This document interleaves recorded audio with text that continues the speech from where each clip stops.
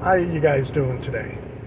Anyway, what I wanted to talk about today is some of the top reasons that trucks get pulled into weight stations at crossing state lines and stuff. And as dumb as it sounds, is one of the number one reasons is not scaling out your truck at a truck stop or cat scale, whatever scale house you want to use. Okay, by scaling your load, you know exactly how much your truck weighs, and each axle, meaning your steer tires, your drive tires, and your tandem tires on the trailer weigh. Most state law, it's legal to have 12,000 on your steers, 34 up to 34,000 on your drives, and 34,000 on your tandem trailer tires. Now, most states are depending what type of load or permits you got, so I'm not going to get into that. I'm just going for a regular 18-wheeler truck pulling either a reefer or a dry van, 53 foot.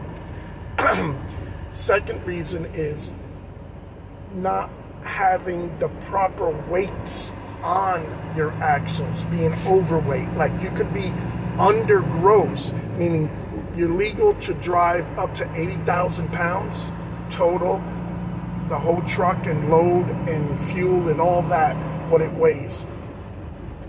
Now, if you're lazy and you don't move your tandems and straighten your weights out and balance them, when you're on the highway, before you even get to the scale house, there's I'm gonna call it a premature scale. It's gonna weigh you while you're on highway speed, as long as you're in the lanes that you're supposed to be. That's why you see those signs approaching the scale house say, hey, trucks have to be in the right lane, and sometimes they even run a solid line letting you know that you're not supposed to switch lanes.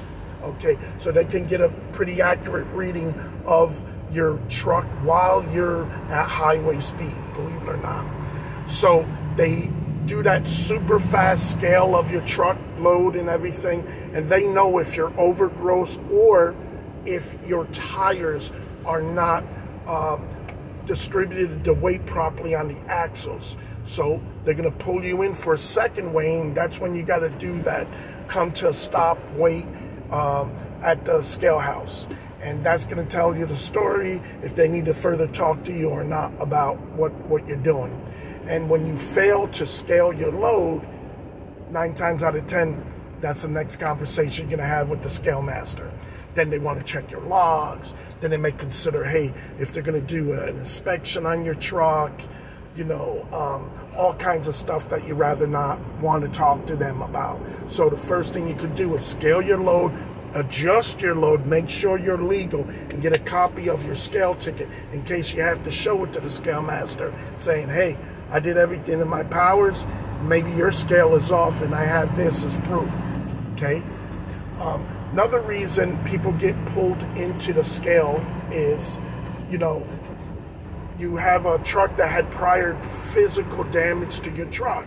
Okay, you got a red truck with white fenders on it. That's gonna stand out. You know, if you have a black truck with yellow fender or different parts, you know, drivers, do the best that you can. If you're a company driver, you're limited what you can do. But if you're one of those owner-operators, you know, go out, get the thing at least primered up, make it look like the same color. Even if you got to prime the rest of it up, you know, throw something, because this is what they look for.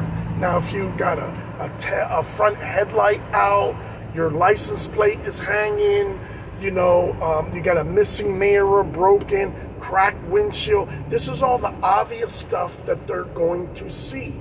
So it behooves you to do all that little legwork, and some of it during your pre-trip. Go around. I've had instances where the license plate bolt, after all these tons of miles that we do to vibration and potholes, it gets loose. It happens. But you need to catch it so the inspector, you know, doesn't tell you or give you a fine about that. You know, then they're going to want to dig a little deeper. You want to avoid that. You want them to look at the other truck. Here's a tip tactic that I always try to do. If I'm around an oversized load and we're getting close to the scale, I'll stay behind it. I'll let him actually pass me, because, you know, oversized needs oversized permits. That's bigger money. That's a bigger fish they want to fry.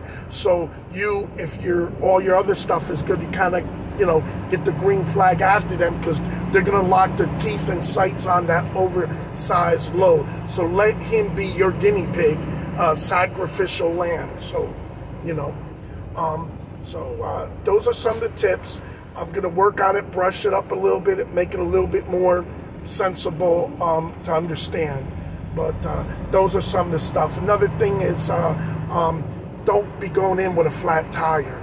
You know, just dumb. Just really, really dumb.